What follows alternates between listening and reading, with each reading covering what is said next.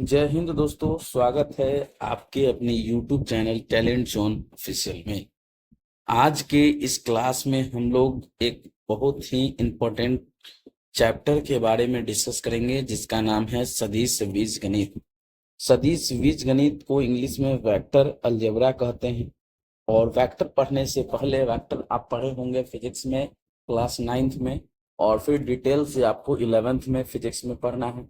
और ये आपको 10th में क्लास 12th में पढ़ना होता है।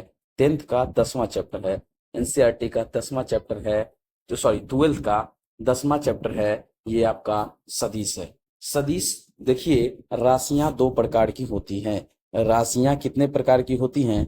तो राशियां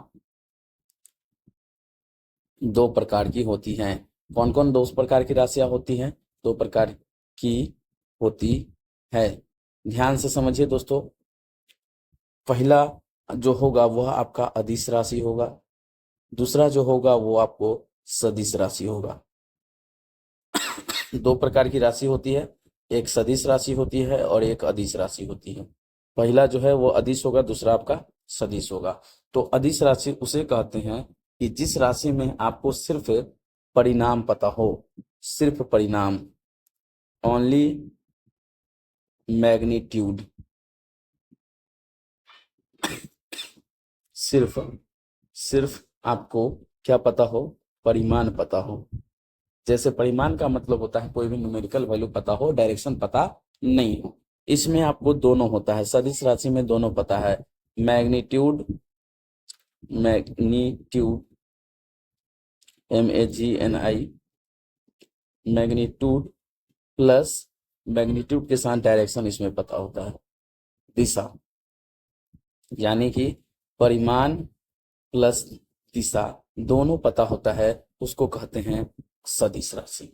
तो आपको यहाँ पे आपको सदिश राशि के बारे में पढ़ना है, अदिश राशि के बारे में नहीं पढ़ना है। लेकिन पहले जान लीजिए सदिश राशि और अदिश राशि का कुछ इंपॉर्टेंट टॉपिक होता है, उसको आप समझ लीजिए। सदिश राशि का कुछ एग्जाम्पल होता है और अदिश राशि का भी कुछ एग्जाम्पल होता है। पहले हम लोग अदिश राशि के एग्जाम्पल के बारे में पढ़ेंगे। तो अदिश राशि, कौन कौन राशि को अदिश राशि कहते हैं, तो कुछ एग्जाम्पल के द्वारा हम पढ़ेंगे कि अदिश राशि किसको कहते हैं। अदिश राशि जो होता है, अदिश राशि में ऊर्जा आता है, और ऊर्जा में सिर्फ हमको डायरेक्शन पता नहीं होता है, परिमाण पता होता है। याद रखिए, सिर्फ परिमाण पता होता है। उसके बाद समय में भी आपका क्या होता है? समय में भी नहीं होता है ये। उसके बाद होता है कार्य। कार्य के बाद क्या होता है? तो दाब होता है। दाब में भी आपका सिर्फ परिमाण पता होता है, डायरेक्शन नहीं पता होता है। दाब के बाद लंबाई होता है। लंबाई लंबाई 4 किलोमीटर, 5 किलोमीटर, कोई भी लंबाई हो, सेंटीमीटर में भी हो, मीटर में भी हो, कोई दिक्कत नहीं है। लंबाई के बाद होता है चाल। चाल में भी आपको डायरेक्शन नहीं पता होता है, स्पीड जिसको बोलते हैं। उसके बाद द्रव्यमान होता है। उसके बाद होता है द्रव्यमान के बाद होता है आयतन होता है। आयतन आयतन के बाद ताप होता है। ताप होता है, ठीक है। उसके बाद क्षेत्रफल भी होता है। क्षेत्रफल भी होता है। क्षेत्रफल भी होता है। ध्यान दीजिए। अब इस सबको हम शॉर्टकट तरीका से कैसे याद रखेंगे? तो शॉर्टकट आप याद रखिएगा, शॉर्टकट ट्रिक के मदद से आप इसको याद कर सकते हैं। पूरा को याद करने का शॉर्टकट ट्रिक है। इसका मतलब होता है उसका दाल दाल चांद से आता है। चांद से आता है। उसका दाल चांद से आता है। इसका मतलब ऊ से ऊर्जा हो जाएगा, स से समय हो जाएगा, का से कार्य हो जाएगा। उसके बाद दाल से दा से दा से दाब हो जाएगा। दा से दाब हो जाएगा। ल से लंबाई हो जाएगा। च से चाल हो जाएगा। द से द्रव्यमान हो जाएगा। उसके बाद आ से आयतन हो जाएगा। ता से ताप हो जाएगा। ये आप शॉर्टकट ट्रिक याद रखिएगा, आपका सदिश याद हो जाएगा। सदिश याद करने का ट्रिक है। उसी तरह अदिश का भी एक ट्रिक होता है, सॉरी अदिश का ये ट्रिक है, सदिश का भी एक ट्रिक होता है। सदिश राशि कौन कौन सी राशि होती है जिसमें आपको परिमाण और दिशा दोनों पता होता है? तो उसको देख लीजिए। सदिश राशि कौन कौन होती है? सदिश राशि में होती है आपका आवेग होता है। आवेग आवेग उसके बाद वेग होता है। उसके बाद बल होता है। उसके बाद विस्थापन होता है। विस्थापन विस्थापन होता है। उसके बाद आपका भार होता है, भार के बाद होता है त्वरण होता है, त्वरण के बाद संवेग होता है, संवेग होता है। ये सब जो है ये आपका कौन सी राशि है? तो ये आपका आपका सदिश राशि है, सदिश राशि है। वेग को क्या कहते हैं? वेलोसिटी कहते हैं। आवेग को क्या कहेंगे? आवेग, आवेग।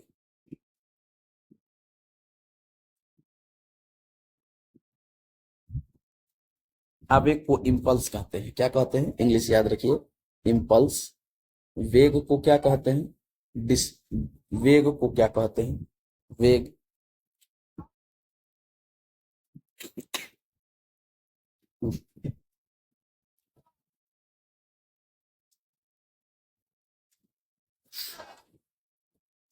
वेग को इंग्लिश में वेलोसिटी कहते हैं, बल को फोर्स कहते हैं, विस्थापन को डिस्प्लेसमेंट कहते हैं, विस्थापन को डिस्प्लेसमेंट कहते हैं, भार को भार को भार को वेट कहते हैं, वेट कहते हैं, त्वरण को एक्सेलरेशन कहते हैं, ACCELERATION। संवेग को मोमेंटम कहते हैं, मोमेंटम कहते हैं इंग्लिश में।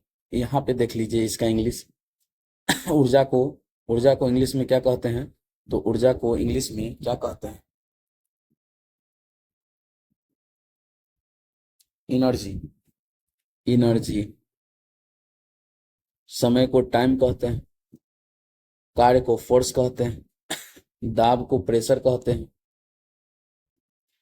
लंबाई को लेंथ कहते हैं, GTH। चाल को स्पीड कहते हैं, द्रव्यमान को इंग्लिश में क्या कहते हैं? मास कहते हैं, मास कहते हैं। आयतन को वॉल्यूम कहते हैं, ताप को टेम्परेचर कहते हैं, और क्षेत्रफल को एरिया कहते हैं। तो इंग्लिश याद रखिएगा, सदिश का भी और अदिश का भी। उसके बाद ध्यान दीजिएगा, सदिश का कुछ ट्रिक होता है। सदिश राशि पहचानने का ट्रिक होता है। सदिश का ट्रिक याद रखिएगा। अदिश का तो हो गया, उसका दाल कहाँ से आता है? चांद से। और सदिश का ट्रिक होता है, सदिश का ट्रिक होता है आवे बल बिना भार के से। आवे आवे बल आवे बल बल बिना बिना हाथ से। इसका मतलब होता है आ से आवेग हो जाएगा, वे से वेग हो जाएगा, बस बल से तो बल होगा ही, वी से विस्थापन हो जाएगा,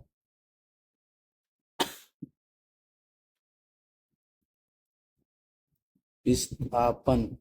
भा से भार हो जाएगा, त से त्वरण हो जाएगा, और स से संवेग हो जाएगा।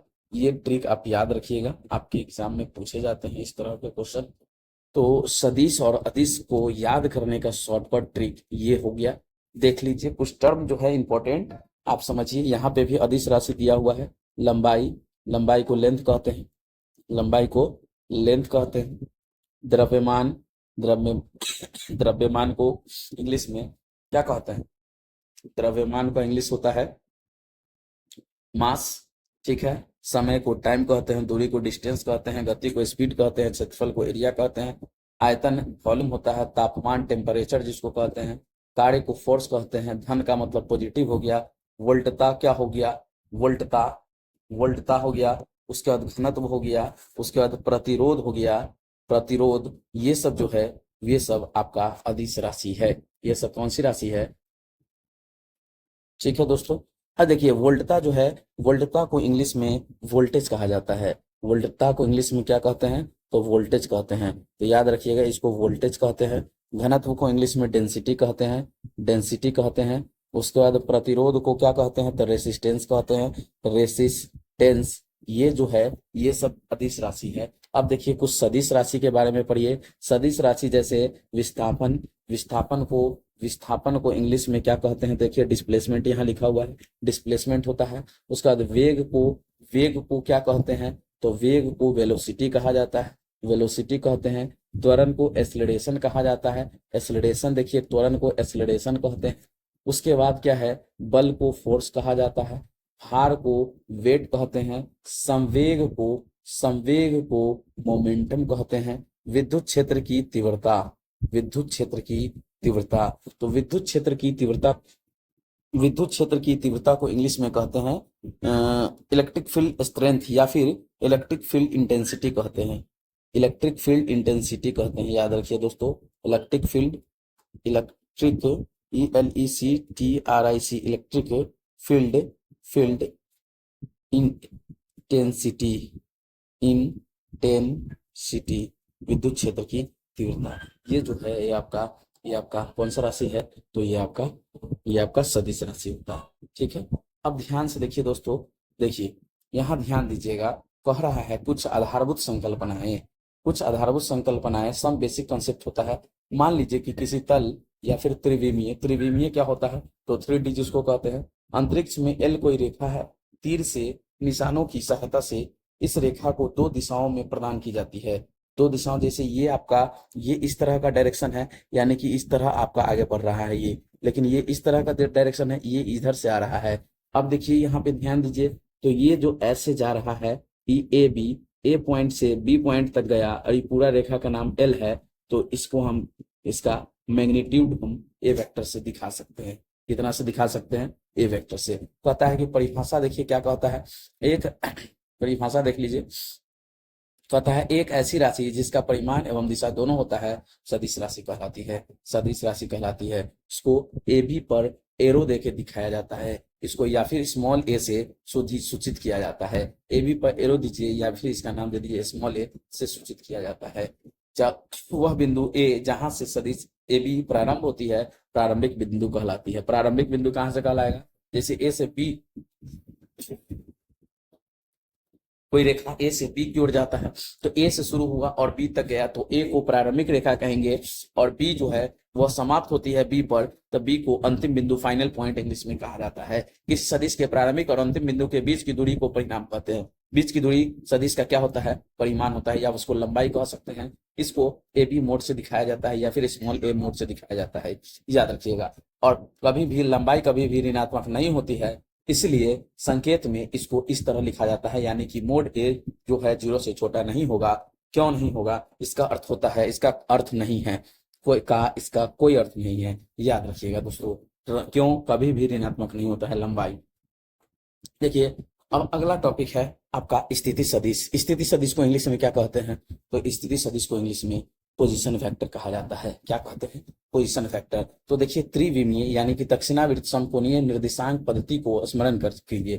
तो त्रिविमीय यानी कि 3D फिगर को कहता है याद करने के लिए। 3D का मतलब होता है इस तरह का आकृति, जिसमें आपका 3 अक्ष होता है, एक्स वाई और जेड एक्सिस। 3 एक्सिस जो होता है उसको 3D कहते हैं। अब कह रहा है कि अंतरिक्ष के कोई बिंदु को मूल बिंदु मान लीजिए, मूल बिंदु का पॉइंट 0 0 0 होगा। मूल बिंदु का पॉइंट क्या होगा, अंतरिक्ष से मूल बिंदु 0 0 के सापेक्ष एक ऐसा बिंदु पी लीजिए जिसके निर्देशांक एक्स वाई जेड हो। तब सदिश ओपी वेक्टर जिसको ओ और पी प्रारंभिक बिंदु और अंतिम बिंदु होगा क्रमशः ओके। देखिए ध्यान से दोस्तों, यहाँ ध्यान दीजिएगा, ये आपका 3D फिगर है। इसमें आपका एक्स एक्सिस है, ये आपका वाई एक्सिस है, ये आपका जेड एक्सिस है, और अंतरिक्ष से एक बिंदु को पी लिया गया जिसका नाम इसका दे दिया गया, इसका स्थिति सदिश एक्स वाई जेड हो गया। इसको स्मॉल आर से सूचित करेंगे। और यहाँ ध्यान दीजिए, इसमें तीनों चीज आएगा। तीनों का मतलब है कि ये ए का भी वैल्यू आएगा, बी का भी वैल्यू आएगा और सी का भी वैल्यू आएगा, तीनों आएगा। इसीलिए इसको 3 पॉइंट दे दिया, 3 को पॉइंट दिखाया, ए का, बी का और सी का। ध्यान दीजिएगा कि सापेक्ष बिंदु पी का स्थिति सदिश कहलाता है। क्या कहलाते हैं कि ओ से पी को स्थिति सदिश कहते हैं, और इसको दूरी सूत्र के फॉर्मूला से निकाला जाता है। दूरी सूत्र का फॉर्मूला आप पढ़े होंगे, √x1 - x2 का होल स्क्वायर और जोड़ y1 - y2 का होल स्क्वायर, और चूंकि यहाँ 3D है तो यानी कि z1 - z2 का होल स्क्वायर। तो एगो बिंदु आपका कितना है, तो एगो बिंदु आपका देख लीजिए 0 0 0 है, तो यहाँ पे एगो हो जाएगा 0 - x का स्क्वायर। फिर उसी तरह और दूसरा बिंदु है एक्स वाई जेड, यहाँ ये x1 हो गया, y1 हो गया, ये z1 हो गया, ये आपका x2 हो गया, ये y2 हो गया और ये z2 हो गया। इसमें पुट कर दीजिएगा, 0 घटाओ y1 y हो जाएगा का स्क्वायर। उसके बाद उसी तरह हो जाएगा 0 घटाओ z का स्क्वायर। अब इसको स्क्वायर कीजिएगा तो आपका आ जाएगा कितना, तो X square Y square Z square, इसी को मोड कहते हैं। मोड, मोड का फॉर्मूला आपको याद रखिएगा। मोड का मतलब होता है स्थिति सदिश का परिमाण निकालना हो, क्या निकालना हो, परिमाण, परिमाण को स्मॉल आर कहिए, परिमाण निकालना हो तो स्मॉल आर का भी वैल्यू कहेंगे कितना, तो root under X square plus Y square plus Z square, ये आपका परिमाण होता है। परिमाण हमेशा पॉजिटिव आता है, याद रखना है, हमेशा क्या आता है, तो पॉजिटिव आता है, याद रखिएगा। तो रूट का वैल्यू है परिमाण। अगला टॉपिक है दिक कोसाइन। दिक कोसाइन को इंग्लिश में डायरेक्शन, डायरेक्शन कोसाइन कहा जाता है। इसका मतलब होता है दिशा, दिक का मतलब होता है दिशा, दिक का मतलब दिशा होता है। कैसे निकलता है समझिए इसको। कह रहा है कि एक बिंदु पी, पी का मतलब देख लीजिए, पी का कौन सा पॉइंट है, एक्स वाई जेड, ध्यान दीजिएगा कि स्थिति सदिश ओपी वेक्टर को स्मॉल आर कहिए, स्मॉल आर अभी जस्ट बताए हैं, को सदिश स्मॉल आर द्वारा एक्स अक्ष वाई अक्ष और जेड अक्ष के साथ धनात्मक दिशा के साथ बनाया गया कोण है। धनात्मक दिशा के साथ कौन सा कोण है, तो देखिए धनात्मक दिशा के साथ कोण बनेगा, एक आपका एक्स अक्ष का कोण बनेगा जिसको अल्फा कहेंगे, वाई अक्ष के साथ कोण बनेगा उसको बीटा कहेंगे, और जेड अक्ष के साथ कोण बनेगा उसको गामा कहेंगे। और देखिए अब कह रहा है कि अल्फा बीटा गामा है, इसको दिशा कोण कहते हैं। इसमें इंग्लिश में दिशा कोण को इंग्लिश में, दिशा कोण को इंग्लिश में डायरेक्शन, डायरेक्शन एंगल कहेंगे, डायरेक्शन एंगल कहेंगे। अब कहता है इन कोणों के कोसाइन मान, कोसाइन का मतलब होता है कॉस लग गया, कोसाइन का मतलब कॉस लग गया, यानी कि अल्फा है, यहाँ ध्यान दीजिएगा, यहाँ पे अल्फा बीटा और गामा का कोसाइन, अगर इसका कहेगा कोसाइन, कॉस का पूरा नाम कोसाइन होता है, याद रखिए कोसाइन, इसका मतलब सब में कॉस लग गया, कॉस अल्फा, कॉस बीटा और कॉस गामा, यानी कि कोसाइन वैल्यू इसी को कहते हैं, कोसाइन कॉस लगने को, यानी कि यानी कि आपका गया कॉस अल्फा कॉस बीटा और कॉस गामा सदिश स्मॉल आर वेक्टर का दिक कोसाइन कहलाता है। क्या कहते हैं, डायरेक्शन कोसाइन कहते हैं इंग्लिश में। और इसको सामान्यतः किससे सूचित किया जाता है, और इसको एल से, एम से और एन से सूचित किया जाता है। किससे सूचित करते हैं, एल से, एम से और एन से, यानी कि ध्यान से समझिएगा, एल बराबर क्या हो जाएगा, तो कॉस अल्फा हो जाएगा, बी बराबर क्या होगा, तो सॉरी एल के बाद एम होता है, एम बराबर हो जाएगा, एम बराबर हो जाएगा कॉस बीटा, और उसके बाद एन बराबर क्या हो जाएगा, तो कॉस गामा होता है। इसको क्रमशः एलिमेंट से सूचित किया जाता है। और ये निकालने का फॉर्मूला समझ लीजिए, ये निकलता कैसे है, तो इसको निकालने का फॉर्मूला होता है, देखिए फॉर्मूला होता है एक्स बट्टा में रूट, बट्टा में क्या होता है, तो बट्टा में होता है आर, आर का मतलब क्या होता है, तो एक्स बट्टा आर का मतलब होता है root under X square plus Y square plus Z square. और इसको कहीं कहीं ऐसे भी लिख सकता है, ए बट्टा root under a square plus b square plus c square, x square Y square z कहिए, चाहे a square b square c square कहिए, बात बराबर है। ये आपका हो जाएगा उसी तरह वाई बट्टा में वही चीज आर, और ये आपका हो जाएगा जेड बट्टा में आर, आर का मतलब ये हो जाएगा root under X square plus Y square plus Z square. देखिए एल निकालने का डायरेक्ट फॉर्मूला होता है एक्स बट्टा root under Y X square plus Z square. M निकालने का फॉर्मूला हो जाएगा वाई बट्टा root under X square plus Y square plus Z square. और आपका एन निकालने का फॉर्मूला हो जाएगा जेड बट्टा root under X square plus Y square plus Z square. X Y Z के जगह पे ए बी सी कह सकते हैं, कोई दिक्कत वाली बात नहीं है। अब यहाँ एक्स वाई जेड जो होगा, अब पूछिएगा सर एक्स वाई जेड क्या होगा, तो एक्स वाई जेड जो होगा वह आपका दिक कोण कहलाएगा। क्या कहलाएगा, दिक, डायरेक्शन अनुपात कहलाएगा, दिक अनुपात कहलाएगा। इंग्लिश में डायरेक्शन रेशियो कहते हैं। क्या कहते हैं, डायरेक्शन रेशियो कहते हैं, रेशियो।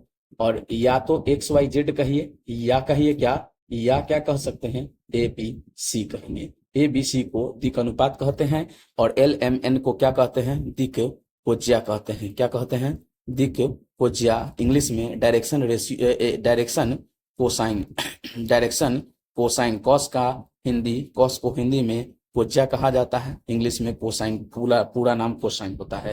ध्यान से समझ लीजिएगा, वही चीज इसमें बताया हुआ है, तो देख लीजिए कैसे।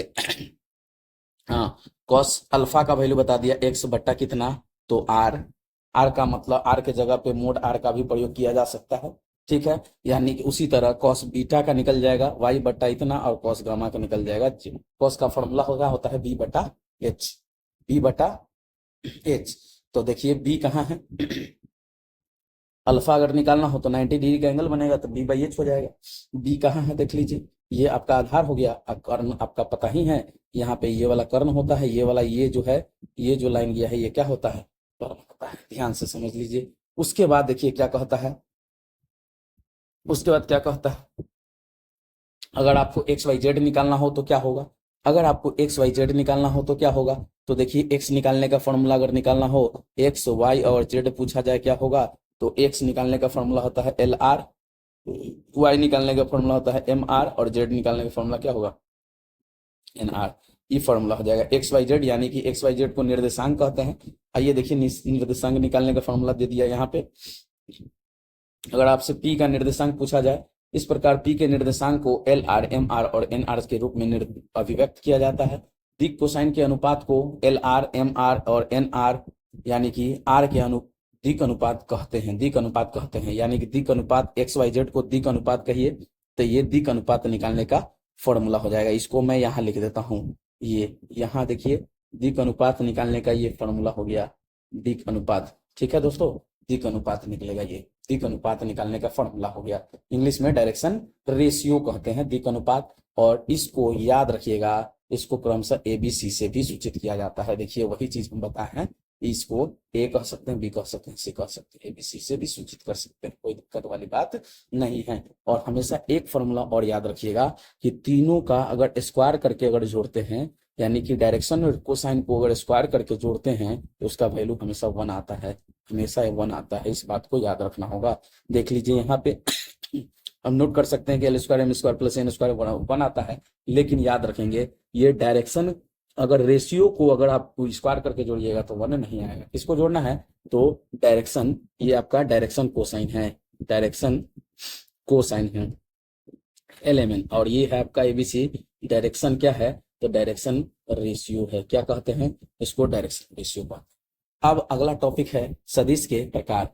सदिश के प्रकार, तो देखिए यहाँ पे ध्यान दीजिएगा, सदिश के प्रकार कुछ है, उसके बारे में पढ़ते हैं। सदिश के पहला प्रकार जो है, एक नंबर जो है, एक नंबर क्या है, एक नंबर देखिए ध्यान से दोस्तों, एक नंबर क्या कहता है, पहला है शून्य सदिश। शून्य सदिश किसका, इसका मतलब क्या होता है, शून्य सदिश का मतलब कि एक सदिश जिसका प्रारंभिक और अंतिम बिंदु समपाती हो। कहने का मतलब देखिए ध्यान से, जहां से शुरू हुआ वहीं खत्म, यहां से शुरू हुआ यही खत्म हो गया, तो इसको कौन सा सदिश कहेंगे, शून्य सदिश। इसको जीरो वेक्टर से इस तीर को वेक्टर पढ़ते हैं, इस तीर को वेक्टर कहते हैं। इससे आपको क्या किया जाता है, सूचित किया जाता है। शून्य सदिश का कोई निश्चित दिशा नहीं होता है। इस देखिए इसमें दिशा आपको पता चल रहा है, नहीं पता चल रहा है, जहां शुरू वहीं खत्म हो गया, क्योंकि इसका परिमाण क्या होता है, शून्य होता है। इसको अगर नाम देंगे ए, अगर इसका नाम देंगे ए, तो इसको स्टार्ट कहाँ से, स्टार्ट ए से हुआ और खत्म भी कहाँ से हो गया, ए तक, इसको हम ए वेक्टर कहेंगे। अगर बी देंगे तो बी वेक्टर से सूचित किया जाएगा। शून्य सदिश को निरूपित करते हैं। नेक्स्ट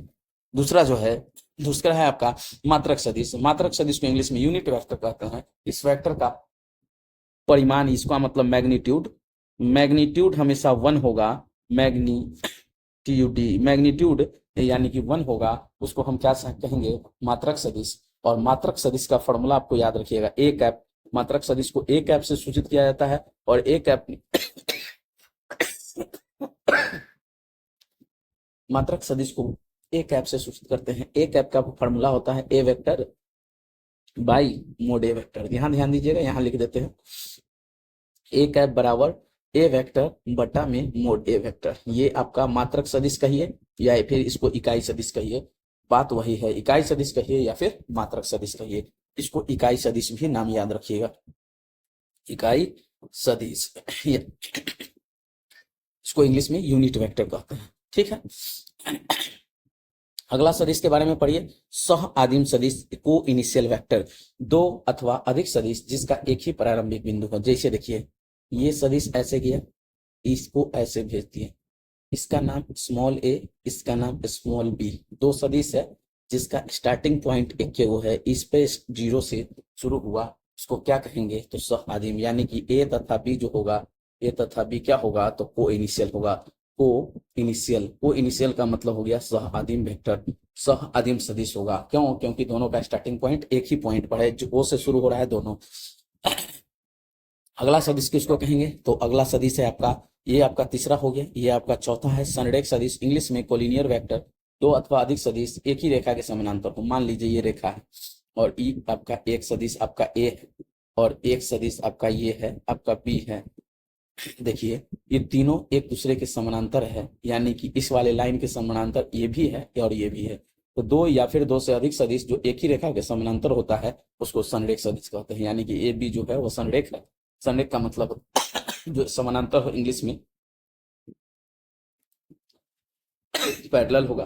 पैरेलल होगा, पैरेलल जो होगा वही सदिश को हम क्या कहेंगे, संरेख सदिश, इंग्लिश में कोलिनियर कहेंगे। अगला है 5वां नंबर समान सदिश। इक्वल वेक्टर इसको कहते हैं जिसका क्या हो, तो जिसका समान सदिश कहलाता है यदि उसका परिमाण या फिर दिशा दोनों समान होता है। परिणाम और दिशा दोनों क्या होगा, इक्वल होगा, तो उसको हम कौन सा वेक्टर कहेंगे, तो इक्वल वेक्टर कहेंगे। इसको ए वेक्टर बराबर बी वेक्टर से दिखाया है। याद रखिएगा, अगर परिमाण अलग, जैसे मान लीजिए ये चल रहा है ऐसे और ये आ गया ऐसे, दोनों का परिमाण सेम है लेकिन डायरेक्शन अलग अलग होगा तो इक्वल नहीं होगा, नॉट इक्वल होगा, नॉट इक्वल। यानी कि इक्वल होने के लिए क्या होना चाहिए, इसका अगर ऐसे चल रहा है तो ये भी आपका ऐसे चलेगा, तभी क्या कहलाएगा, तो ये इक्वल कहलाएगा। और दोनों का मैग्नीट्यूड यानी कि न्यूमेरिकल वैल्यू भी क्या होना चाहिए, तो इक्वल होना चाहिए। अगला देखिए 6ठा नंबर है आपका ऋणात्मक सदिश। मान लीजिए एक सदिश आपका ऐसे चल रहा है और ई भी बराबरे है लेकिन ये ऐसे चल रहा है, इसका वैल्यू ए है तो ई इस तरह जाएगा तो ये क्या हो जाएगा, माइनस ए। एक दूसरे के डायरेक्शन अगर विपरीत हो, डायरेक्शन अगर उल्टा हो, दोनों का मैग्नीट्यूड इक्वल हो, मैग्नीट्यूड इक्वल हो, डायरेक्शन अलग अलग हो। देखिए एक सदिश जिसका परिमाण दिए हुए सदिश के समान है परंतु जिसका दिशा दिए हुए सदिश के विपरीत है, उसको कौन सा सदिश कहेंगे, उसको ऋणात्मक सदिश कहेंगे। उसको साधारणतः बी ए को ए बी का ऋणात्मक कह सकते हैं। मान लीजिए ई ए बी है और ई क्या है, ई भी आपका बी ए है, तो देखो ए से ई बी की ओर जा रहा है तो ई ए बी वेक्टर हुआ और ई बी से कहाँ आ रहा है, ए की ओर, तो बी ए वेक्टर हुआ। अगर दोनों को बराबर करेंगे ए बी वेक्टर बराबर क्या लिखेंगे, ए बी वेक्टर बराबर माइनस बी ए वेक्टर। दोनों इक्वल है लेकिन डायरेक्शन दोनों का अलग अलग है, तो इसको हम क्या कहेंगे, ऋणात्मक सदिश। अब आइए एक्सरसाइज का कुछ क्वेश्चन हम बनाते हैं। एक्सरसाइज का क्वेश्चन डिस्कस करते हैं। कहता क्या है कि उत्तर से 30 डिग्री पूरब में 40 किलोमीटर का विस्थापन आलेखीय खींचिए। उत्तर से 30 डिग्री पश्चिम। चलिए इसको मैं एक पेज में बना के आपको सॉल्व करके दिखाता हूं। देखिए दोस्तों, इसको मैं बताता हूं 1 नंबर क्वेश्चन। अब जितना भी हम अभी नोट्स बताए हैं, जो चीज टॉपिक बताए हैं, टॉपिक के साथ साथ आपको बताए हैं, ये डिफिनीशन बताए हैं, सदिश के प्रकार बताए हैं, उसको कॉपी में लिख के याद कीजिएगा क्योंकि उससे एग्जाम में क्वेश्चन आते हैं। ऑब्जेक्टिव क्वेश्चन उसी से बनेंगे और ज्यादातर क्वेश्चन उसी से बनेंगे, याद रखिए। सब्जेक्टिव में भी हेल्प करेगा, उसको याद कीजिएगा। 1 नंबर क्वेश्चन कहता है, ध्यान से देखिए दोस्तों, सबसे पहले आपको समझना होगा कि आपको चित्र बनाने वाला क्वेश्चन है। आलेखीय मतलब चित्र बनाने वाला क्वेश्चन। चित्र बनाने वाले क्वेश्चन में आपको सबसे पहले देखना है क्या कह रहा है, तो उत्तर। उत्तर किसको कहते हैं, तो पहले डायरेक्शन आपको समझना होगा। ये डायरेक्शन देखिए ध्यान से, इसको कहा जाता है पूरब, इसको इंग्लिश में ईस्ट कहते हैं, इसको कहते हैं पश्चिम, पश्चिम इसको इंग्लिश में पश्चिम हो गया, इसको इंग्लिश में वेस्ट कहते हैं, इसको कहते हैं उत्तर, इसको नॉर्थ कहते हैं और इसको कहते हैं दक्षिण, इसको इंग्लिश में साउथ कहते हैं। ठीक है दोस्तों, तो अब देखिए, अब इस क्वेश्चन को मैं कैसे बनाता हूं, क्या कहता है, पहले आपको समझना होगा कि उत्तर से 30 डिग्री। अब 30 डिग्री किस कौन कैसे कोण बनता है, तो सबसे पहले इसको कोण बनाना सीखेंगे। देखिए ये तो पूरा 90 डिग्री एंगल होगा स्ट्रेट। अगर 20 से इसको डिवाइड कर देंगे तो 45 डिग्री का होगा। अगर 45 को थोड़ा सा डाउन करके बनाएंगे तो 30 डिग्री का होगा एंगल। ठीक है, उसके बाद 45 से थोड़ा सा ऊपर उठा के बनाएंगे तो 60 डिग्री का एंगल बनेगा। ठीक है, तो इस सब आपको एंगल बनाने आना चाहिए। क्वेश्चन क्या कहता है सुनिए ध्यान से, कह रहा है कि 30 डिग्री पूरब में पूरब में 30 डिग्री। देखिए पूरब आपका कहाँ है, पहले यहां से खींचना होगा आपको। यहाँ ये आपको सेंटर मान लीजिएगा, यहाँ से 30 डिग्री पूरब में, तो पूरब आपका इधर है, तो 30 डिग्री यानी कि 30 डिग्री का एंगल बनाना है। 30 डिग्री का कहाँ से, तो उत्तर से। तो उत्तर से देखो, उत्तर से ये पूरब की तरफ आ रहा है तो 30 डिग्री, अगर 20 से खींचते तो 45 डिग्री का एंगल होता। रफ फिगर बनाना होता है, नाप के नहीं बनाना है। चांद की सहायता से नहीं बनाना है, आपको अंदाजे से बनाना है। और ये अंदाजे से बनाने का मतलब ये नहीं हुआ कि आप कुछ भी फिगर बना दीजिएगा, थोड़ा सा अपना भी होता है कि अगर पूरा मिडिल से खींचेंगे तो 90 का दिया 45 होगा, थोड़ा ऊपर खींचेंगे 45 के ऊपर से तो 60 होगा, 45 के डाउन खींचेंगे तो 30 डिग्री होगा, वही बात है। अब कह रहा है कि पूरब पूरब की तरफ आ गया कितने डिग्री का, तो 40 किलोमीटर, यहाँ पे लिख देना है आपको 40 किलोमीटर का विस्थापन आलेख खींचिए, क्वेश्चन हो। ठीक है, उसी तरह एक क्वेश्चन आपका एग्जाम्पल में भी कहा हुआ है, कह रहा है देखिए दक्षिण से 30 डिग्री पश्चिम में, तो देखिए दक्षिण कहाँ है, तो दक्षिण ये है, साउथ होता है। और दक्षिण से 30 डिग्री आया, 30 डिग्री कहाँ किस तरफ आया, तो वेस्ट की तरफ, पश्चिम की ओर, और 40 किलोमीटर का आलेख खींचा गया। यही करना होता है जी दोस्तों। ये देखिए कितने डिग्री का हुआ, तो यहाँ पे आपको लिख देना होगा 30 डिग्री का। खेल का तो उसके बाद देखिए आगे क्या कहता है, आगे आपसे कहा जा रहा है कि 40, दूसरा क्वेश्चन है समझिए, कि निम्नलिखित मापों का अदिश और सदिश के रूप में श्रेणीबद्ध करना है। ये अदिश राशि, देखिए ये मास है, ये आपका वजन दे दिया, वजन जो दे दिया, वेट रहता, वेट में आपको पता चलता है कि किस दिशा की तरफ वेट लगता है, लेकिन यहाँ पे वेट का मतलब होता है भार, भार पता चलता है कि दिशा किस दिशा की ओर लग रहा है, लेकिन इसमें दिशा नहीं पता चल रहा है। ये आपका अदिश राशि है, इसको इंग्लिश में अदिश कहेंगे, हिंदी सॉरी इंग्लिश में अदिश नहीं, हिंदी में अदिश कहेंगे, इंग्लिश में स्केलर कहेंगे। ठीक है, दूसरा देखिए 40 वाट, वाट जो है, वाट किसको डिनोट करता है, तो वाट इलेक्ट्रिसिटी को डिनोट करता है। देखिए वाट अभी जस्ट मैं पढ़ाया था, देखिए डिफिनीशन में फर्स्ट पेज में वाट, देखिए वाट किसका यूनिट होता है, वाट कहाँ है गया, वाट कार्य का, शक्ति का इकाई वाट होता है। तो वाट आपका जो है वह आपका कौन सी राशि है, देख लीजिए वाट कौन सी राशि है, कौन सी राशि है, तो अदिश राशि है। क्या है, तो अदिश है, ये भी आपका अदिश होगा जी, ये भी आपका क्या होगा, तो ये आपका अदिश हो जाएगा, अदिश। अगला देखिए, इसमें डायरेक्शन पता है, तो डायरेक्शन देखिए 2 किलोमीटर, ये मैग्नीट्यूड हुआ और ये डायरेक्शन हुआ। डायरेक्शन भी पता है तो ये आपका वेक्टर होगा, कौन सा क्या होगा, सदिश होगा, क्या होगा, तो सदिश, सदिश राशि हो गया। ये देखिए कुलाम्ब, कुलाम्ब किसका यूनिट होता है, बताइए कुलाम्ब किसका यूनिट है, कुलाम्ब, कुलाम्ब किसका यूनिट, कुलाम्ब जो है विद्युत आवेश का यूनिट है, कौन किसका है, तो विद्युत आवेश। देखिए विद्युत धारा, विद्युत धारा, विद्युत आवेश का ही है, आवेश कहीं है क्या, तो देखिए हम शॉर्टकट भी ट्रिक बताएं, विद्युत आवेश, विद्युत आवेश का इकाई है विद्युत आवेश, कुलाम्ब जिसको कहते हैं विद्युत आवेश। तो विद्युत धारा देखिए कहाँ है, तो विद्युत धारा, विद्युत धारा नहीं है क्या, विद्युत क्षेत्र की तीव्रता है, विद्युत क्षेत्र की तीव्रता को किससे डिनोट करते हैं, तो कुलाम्ब से डिनोट करते हैं।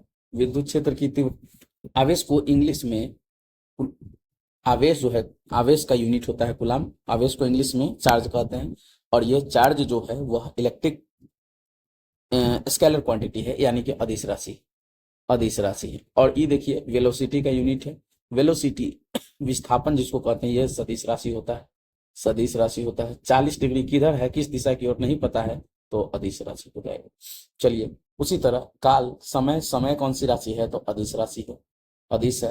वेग, वेग कौन सी राशि है, तो देखिए वेग हम बताए हैं यहाँ पे, यहाँ ध्यान दीजिएगा, देख लीजिएगा, नहीं याद हो तो, वेग आपका कौन सी राशि है, तो वेग आपका सदिश राशि है, वेग आपका कौन सी राशि है, तो वेग आपका सदिश राशि है, वेग आपका सदिश राशि है, सदिश राशि। दूरी, किस दिशा की दूरी, किधर दूरी दे रहा है, किस दिशा की ओर पता है, अदिश राशि है। कार्य, कार्य का इंग्लिश में वर्क कहते हैं, वर्क, कार्य देख लीजिए, कार्य, कार्य देखिए अदिश राशि होता है, कौन सी राशि होती है, अदिश राशि। कार्य में पता नहीं चलता है कि किस दिशा की तरफ कार्य हो रहा है, तो कार्य आपका अदिश राशि होगा। बल, बल फोर्स लग रहा है, किस दिशा की ओर फोर्स लगेगा, ये आपको सदिश राशि हो जाएगा। ठीक है, नेक्स्ट क्वेश्चन देखिए, कहता क्या है, सह आदिम सदिश कौन है, इस फिगर को देख के पहचानना है। तो सह आदिम का मतलब होता है जिसका, जो एक ही बिंदु से शुरू होके दो या दो से अधिक सदिश जिसका स्टार्टिंग पॉइंट एक ही होता है। देखो यहाँ ध्यान दीजिए, ये इसका स्टार्टिंग पॉइंट ई इधर की तरफ जा रहा है और ई नीचे की ओर आ रहा है, ई अलग अलग सदिश है लेकिन स्टार्टिंग पॉइंट दोनों का क्या है, तो एक ही है। तो ए और डी जो है वह ए एंड डी जो है वह आपका कौन सी राशि है, तो सह राशि।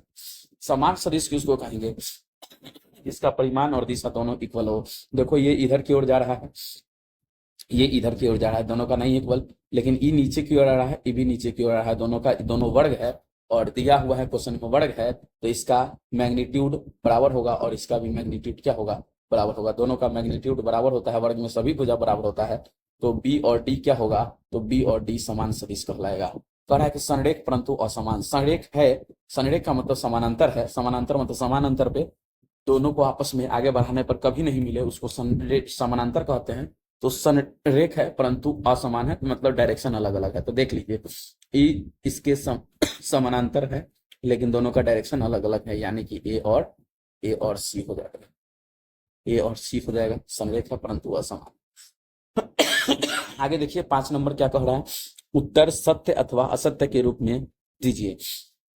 ए और ए माइनस ए संरेख है। संरेख का मतलब क्या होता है, देखिए ये आपका दिशा अलग अलग है, दो सदिश जिसका दिशा अलग अलग होगा, ए है तो ये क्या होगा, माइनस ए होगा, ध्यान दीजिएगा। तो ये बिल्कुल संरेख, संरेख का मतलब समानांतर होता है, संरेख का मतलब समानांतर, पैरेलल जिसको कहते हैं। तो ये एकदम सही बात है, सत्य है। कह रहा है कि दो संरेख सदिश का परिमाण सदैव समान होता है। संरेख सदिश होता है, परिणाम इसका ए है, इसका माइनस ए है, समान हमेशा होता है, नहीं होता है, हमेशा नहीं होता है। अगला कह रहा है समान परिमाण वाले दो सदिश संरेख होते हैं। समान परिमाण वाले, परिमाण अगर समान होगा तो वो संरेख सदिश होगा। तो समान परिमाण होने वाले दो सदिश संरेख होते हैं। तो संरेख हो सकता है, सही बात है, हो सकता है, कोई दिक्कत नहीं है, हमेशा नहीं होता, याद रखिए, सदैव रहेगा तो नहीं होगा, लेकिन होता है, ऐसे होता है लेकिन हमेशा नहीं होता है। जैसे मान लीजिए ये ए है, ये भी आपका ए है, दोनों इक्वल है, दोनों आपका संरेख भी है और समान भी है, कोई दिक्कत नहीं है। समान परिमाण वाले दो संरेख सदिश समान होते हैं। समान परिमाण होगा और संरेख होगा, संरेख भी होगा तो समान सदिश कहलाएगा। सदिश समान होते हैं तो सही बात है, समान सदिश होते हैं। ठीक है, अगले वीडियो में हम लोग सदिश का योगफल के बारे में डिस्कस करेंगे। आज का वीडियो आपका यहीं तक है। अगले वीडियो में हम आपको एक्सरसाइज पहले नोट्स करवाएंगे अगले एक्सरसाइज का, यानी कि 10.2 का, और उसके बाद आपका एक्सरसाइज बनवाएंगे। तो यहाँ तक आपका ये आपका पहला वीडियो है, यानी कि 10.1 का। उम्मीद करते हैं आप लोग को अच्छे से समझ में आया होगा। फिर नहीं आया होगा, अगर समझ में नहीं आया है तो कमेंट में आप बताइए कि कौन सा टॉपिक नहीं समझ में आया, उसको मैं कोशिश करूंगा और भी अगले वीडियो में समझाने का, आप बताइए। उसके बाद जितना भी टॉपिक हुआ है उसको कॉपी में लिखिए और कॉपी में लिख के रिविजन कीजिए, क्योंकि ये जो टॉपिक है बिना आपको लिख के समझ, डायरेक्ट आपको कोशिश कीजिएगा एक बार में देख के समझने का, बिल्कुल नहीं आएगा। आपको कॉपी में लिखना होगा, फिर समझने का कोशिश करना होगा, फिर आपको रिविजन करना होगा, याद करना होगा, कुछ टॉपिक ऐसा है तब आपको अच्छे से क्लियर होगा। ठीक है दोस्तों, चलिए, थैंक यू दोस्तों।